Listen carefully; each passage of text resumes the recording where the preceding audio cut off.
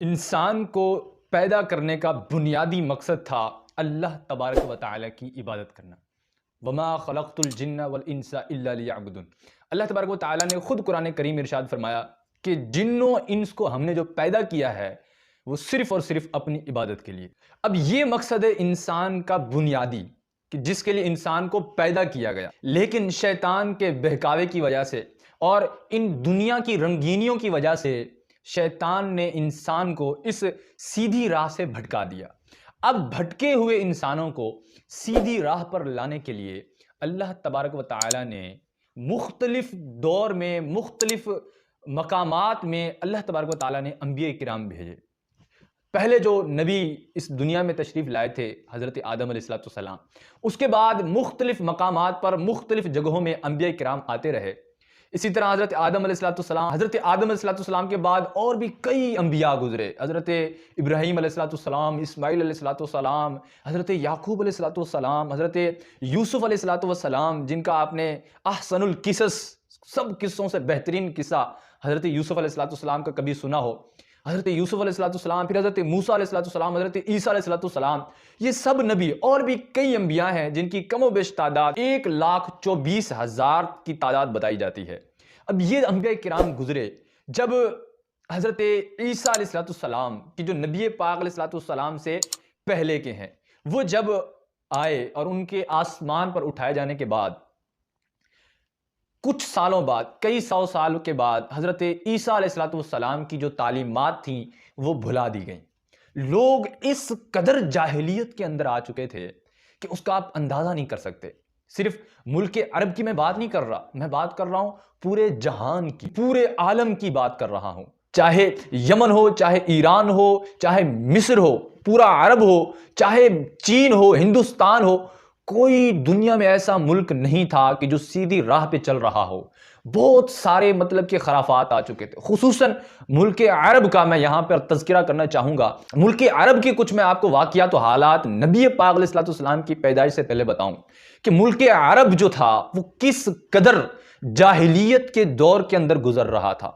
ملک عرب میں بہت ساری خرافات تھیں، ان کی لڑائیاں، جھگڑے، آپس میں ایک دوسرے کے ساتھ نا اتفاقیاں، بڑے بڑے ان کے اندر خرافات۔ سب سے پہلی مفاخرت، ان کے اندر آپس میں تکبر و غرور زیادہ تھا۔ ایک قبیلہ دوسرے قبیلے کے ساتھ ایسا تکبر و غرور تھا کہ ایک دوسرے کو کبھی پسند نہیں کیا کرتے تھے، ایک دوسرے کی طرف دیکھنا بھی ناگوار گزرتے تھے، اپنے آپ کو دوسرے سے زیادہ افضل مانتے تھے، اور اسی وجہ سے ان کی آپس میں لڑائیاں بھی ہوتی، جنگیں بھی ہوا کرتی تھیں۔ اور دوسرے نمبر پہ ان کا عشق بازی، آپس کے اندر وہاں پہ جو عورتیں ہوا کرتی تھیں، وہ عورتیں جو ہے وہ آزادانہ طور پر مردوں کے سامنے آ جاتی اور مردوں کے ساتھ عشق بازی کی جاتی۔ عرب کے قبیلوں میں بنی عذرا کا قبیلہ جو تھا وہ ایک مشہور قبیلہ تھا کہ ان کے اندر جو عشق بازی تھی وہ انتہا کی ہوا کرتی تھی۔ ان کے اندر عشق بازی کی اتنی انتہا تھی، ان کا ایک مقولہ مشہور ہو گیا تھا کہ اعشقوا من بنی عذرا، یعنی کہ اگر کوئی عشق میں بڑھ جاتا تھا، جو زیادہ عشق اس کو لگ جاتا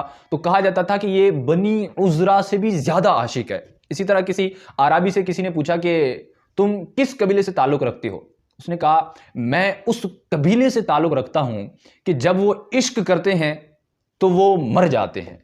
ایک لڑکی سن رہی تھی، اس نے کہا کہ ضرور یہ عذری ہوگا۔ یہ بات مطلب کہ مشہور تھی ان کے اندر عشق بازی۔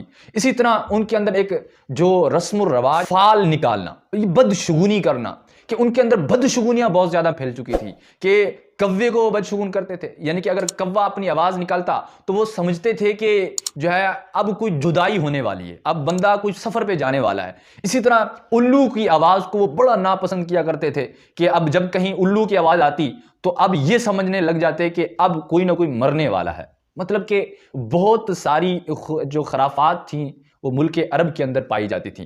اسی طرح ایک اور خرافت اس کے اندر جو تھی، ماتم کی جو ان کی رسم تھی وہ بڑی عجیب طریقے تھے۔ جب بندہ کوئی مر جاتا تو عورتیں اپنے بال کھول کر میت جب اٹھا کے لے جاتے تو اس کے پیچھے جو ہے وہ چل چل کے روتی ہوئی اپنی بالوں پر خاک ڈالتے ہوئے ان کے پیچھے جایا کرتی تھی۔ بہت ساری، پورا عرب جو ہے وہ جاہلیت کے دور میں گزر رہا تھا، اور وہاں پر جو مذہب تھے وہ مختلف تھے۔ کوئی خالق کو مانتا ہی نہیں تھا، تو کوئی آگ کی پوجا کرتا تھا، تو کوئی ستاروں کی پوجا کرتا تھا، تو زیادہ تر جو وہاں پہ پوجا کی جاتی تھی وہ کی جاتی تھی بتوں کی سب سے زیادہ وہاں پر پوجا کی جاتی تھی۔ اسی طرح کئی قبیلوں میں یہ ایک وحشیانہ آپ کہہ سکتے ہیں ایک ان کے اندر یہ رسم تھی، اپنی بیٹی کو زندہ جلا دیا کرتے تھے۔ یعنی کہ جب بیٹی ان کی پیدا ہوتی تو پیدا ہوتے ہی نہیں بلکہ جب وہ بڑی ہو جاتی اور 4-5 سال کی ہو جاتی، کچھ بولنے لگ جاتی تھی، تو باپ کیا کرتا کہ اس کو سنوار کر سنگار کر وہ پہلے سے ایک گڑھا کھود لیتا تھا اور اپنی بیٹی کو سنگار کر سنوار کر لے جاتا اور کیا کرتا کہ اس کو گڑھے کے سامنے لا کر پیچھے سے معاذ اللہ بیٹی کو دھکا دے دیا جاتا تھا، اور وہ اندر جب گڑھے میں گر جاتی تھی تو اس کے اوپر مٹی ڈال دیتا، حالانکہ اس کی بیٹی چیخ رہی ہوتی، چلا رہی ہوتی۔ ایسی رسومات عرب کے اندر موجود تھیں۔ اسی دور میں یہ صرف میں آپ کو عرب کی یہ چیزیں نہیں تھیں، یہی چیزیں اس طرح کی بہت ساری خرافات مصر کے اندر، ایران کے اندر، اسی طرح ہندوستان کے اندر، پوری دنیا میں کوئی ایسا کونا نہیں تھا، کوئی ایسی جگہ نہیں تھی کہ جہاں پہ کوئی ایک اخلاق والے بندے رہ رہے ہوں، کوئی ایسی جگہ نہیں تھی۔ اب ایسے دور میں جہاں پوری دنیا تاریک کی اندھیریوں میں بھٹک رہی تھی، اللہ اکبر، 571 سنہ عیسوی 20 اپریل 12 ربیع الاول کا دن تھا اور پیر شریف کی رات تھی۔ قریش کے مشہور قبیلہ بنی ہاشم کے ایک گھر عبد المطلب کے خاندان میں، حضرت عبداللہ کے گھر حضرت آمینہ رضی اللہ تعالیٰ عنہ کے بظاہر ایک سادے سے مکان میں جب رات کی اندھیری چھٹ رہی تھی، صبح صادق طلوع ہو رہا تھا، وہ شخصیت پیدا ہوئے جس نے پوری دنیا کو گھپ اندھیری سے نکال کر اسلام کی روشنی عطا فرمائی۔ اللہ اکبر، نبی پاک علیہ السلام پیدا ہوئے، اور نبی پاک علیہ السلام کے پیدا ہونے میں کچھ ایسی علامات ظاہر ہوئیں کہ نبی پاک علیہ السلام کی ولادت کی خبر دیتی تھی، جیسے نو شیرواں کے محل کا پھٹ جانا، اس کے 14 کنگوروں کا گر جانا، فارس میں مجوسیوں کے عبادت خانے میں کئی سالوں سے جلتی ہوئی آگ کا بجھ جانا، دریائے ساوا کے موجے مارتے ہوئے پانی کا خشک ہو جانا، یہ اس بات کی دلیل تھے کہ اب عالم اسلام کا رنگ بدلنے والا ہے اور ایک نیا سکہ چلنے والا ہے۔ اللہ اکبر، آئی نئی حکومت، سکہ نیا چلے گا، عالم نے رنگ بدلا، صبح شب ولادت۔ اب ایسے ماحول میں آپ نے سنا کہ کس طرح پوری دنیا تاریخ کے اندھیروں میں بھٹک رہی تھی، نبی پاک علیہ السلام کی ولادت ہوئی۔